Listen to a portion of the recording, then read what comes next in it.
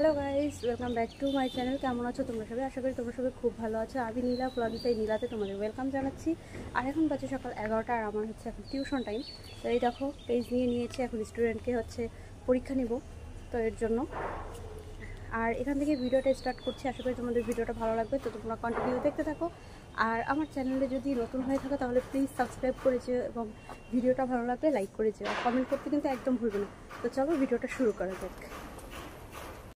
আমার মতো সমস্যা নিয়ে যে কেউ ভিডিও ব্লগিং কন্টিনিউ রাখে আমার হয়তো জানা নেই। আমার ব্লগিং ভিডিও করা নিয়ে প্রচুর প্রবলেম হয় এবং প্রবলেম ফেস করছি, মানে অনবরত।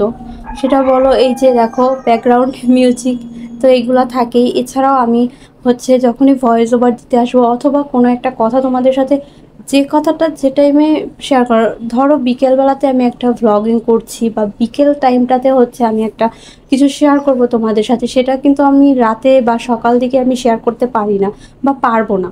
কিন্তু ওই টাইমটাই হচ্ছে আমাদের আশেপাশে এত কনস্ট্রাকশনের কাজ চলছে যে, আর ওগুলোর সাউন্ড হয়। আর এছাড়াও আমার মনে হয় কি, ওনারা যদি আমাকে দেখে আমি ভিডিও করি অথবা ভয়েস ওভার করি, এটা মনে হয় ওনাদের সাথে আমার ফোনের সাথে কানেক্ট আছে কোনোভাবে বা মনের সাথে কানেক্ট আছে, যার কারণে ওনারা হচ্ছে সেই টাইমটাই মানে বেশি করে হাতুড়ি পেটাই করে, দেয়ালটা হচ্ছে বেশি করে ছিদ্র করে ওই টাইমটাই। তো তোমাদের একটা কথা বলি, আমি হচ্ছে সন্ধ্যার পরে ম্যাক্সিমাম ভ্লগ মানে ভয়েস দেওয়ার ট্রাই করি সবসময়। তো দেখা যায় একবারে তো আর পারফেক্ট ভয়েস হয় না, আমি ভয়েস কয়েকবার দেই, নিচের যদি ভালো না লাগে তাহলে আবার ভয়েস কেটে আবার আমি ভয়েস ওভার করি। তো একদিন আমার হচ্ছে ভিডিওটা পাবলিক করতেই হবে, এরকমের একটা অবস্থা। তো আমি ভয়েস ওভার করিনি, জাস্ট এডিট করে রেখেছি। দেন কয়েকবার ভয়েস ওভার করেছিলাম কিন্তু পারফেক্টলি হয়নি আশেপাশের সাউন্ডের জন্য। তো ভাবলাম আজকে রাতেই ভিডিওটা ছাড়বো, তো এই টাইমে হচ্ছে আমি ভয়েস ওভার করবো। কখনো সন্ধ্যার টাইমে কাজ থাকে না এরকমের, কনস্ট্রাকশনে যারা কাজ করে, বাট ওই দিন কিসের জন্য আমি জানি না, ওই দিন না ম্যাক্সিমাম টাইম তারা হচ্ছে হাতুড়ি পেটা করছিল। মানে এত খারাপ লাগছে আমার আমার মাঝে মাঝে এত বিরক্ত হয়ে যাই আমি, মানে কান্না চলে আসে যে কেন আমার সময় কেন সব বাধা আসে। আর শুধু ইউটিউবের ক্ষেত্রে না, প্রতিটা জিনিসের ক্ষেত্রে আমার জীবন থেকে বাধা আসছে, ইভেন আমার ফ্যামিলির উপর থেকেও যাচ্ছে। আমি জানি না এগুলো রিমুভ কবে হবে। আমি ভগবানের কাছে সবসময় মানে ভগবানকে সবসময় স্মরণ করি, কিন্তু তারপরও কেন এরকম হচ্ছে আমি জানি না, বুঝি না। খুব খারাপ লাগে মাঝে মাঝে, মানে নিজেকে অনেক লো ফিল হয়। জীবনে এমন একটা পর্যায়ে এসে দাঁড়াবো বা দাঁড়িয়েছি কখনো ভাবিনি যখন। আর এর থেকে আরও 5-10 বছর আগে এরকম একটা লাইফ লিড করবো কখনোই ভাবিনি, কিন্তু করতে হচ্ছে।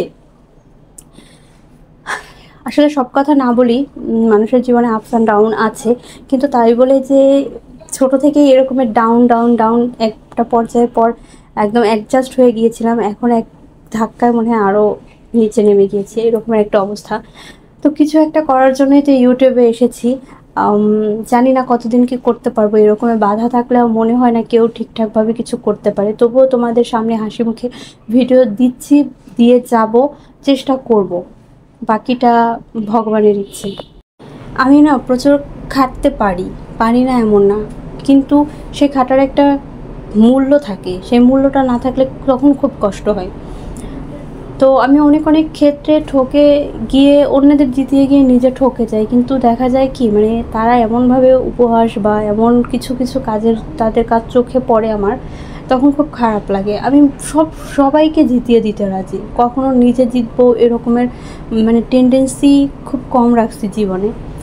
যতবারই মানে মনে করি যে না ওকে ঠকিয়ে আমি জিতে যাব, ততবারই আমার বিবেক কাজ করে যে না, তার খারাপ লাগবে, না এই কাজটা করলে ও হয়তো কষ্ট পাবে, আরে ও একটু ফাস্ট হোক হোক না, কি হয়েছে, আমি তো এই জিনিসগুলো জানি। আমার ছোটোবেলা থেকে এইরকমের একটা ব্যাপার, সবসময় এখনও এই ব্যাপারটা নিয়েই আমি চলি।